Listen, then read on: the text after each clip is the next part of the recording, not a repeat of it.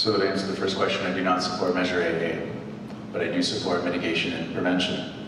As one of the people who's seen direct effect of climate change throughout this country, I've deployed 7 times to the Pacific, twice last summer to the Big Island for 2 hurricanes, and last year was the most active season for hurricanes and typhoons in our history, in recorded history. So when you talk about sea level rise, you can go a couple of different routes. One, I heard marsh. First thing I thought of was liquefaction. Anybody understand what liquefaction is? An earthquake is more likely, according to the scientists, than climate change will affect you in a more recent period. When I was the board of director for the Nevada Fire District, I staunchly rejected the emergency operations plan as a poorly written and unexecutable plan. And you have emergency managers that may not necessarily understand that. And you, as Corte Madera, need to clearly understand what you have in terms of a plan, both for liquefaction, but then for sea level rise. When it comes to sea level rise, you're talking about local flooding, right? So it's catchment systems, it's divergence systems to slow the water flow so that you don't have an immediate impact.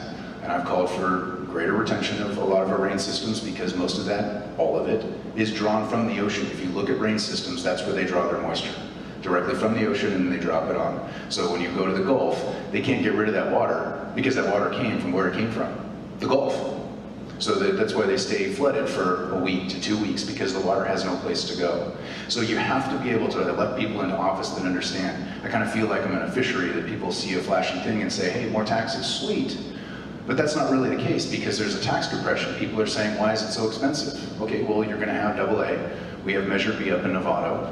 Right? Com wants an increase, Novato schools want an increase. All those bonds are coming. We have 16, I believe 18 ballot measures coming up in November. So there are ways around that. How many are aware that the Corps of Engineers actually built the Hamilton Field project? So I finished my last question talking about the Corps of Engineers and mitigation and prevention. I'll give you a quick background. For 14 years, from 2001 to 2014, basically an environmental and hazmat specialist. I was attached to the Pacific Strike Team in Nevada and deployed all over the country in addition to my work with FEMA. So going back, the Corps of Engineers and FEMA actually provide mitigation and prevention funds.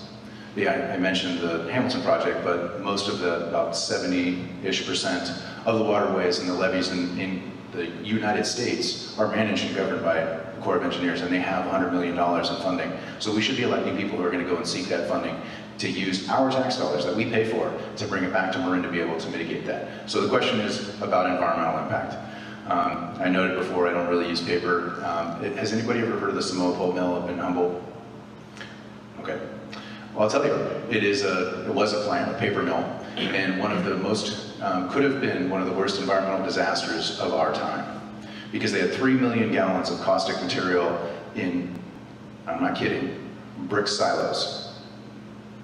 And we worked with EPA to pump all of that stuff off, and I saw hydrochloric acid, I saw chlorine, I saw lye, all of it sitting on a stranded beach. On one side was the Pacific Ocean, the other side, Humboldt Bay. So I bring that up. Try to get rid of paper. I want to go litter free, so I started a hashtag litter free Marin to get rid of paper signs and all the other stuff that's littering. But I also think fire danger, and you said environmental, but fire is a danger, and an environmental one at that, because West Marin right now, because of our urban-wildland interface, is at great risk.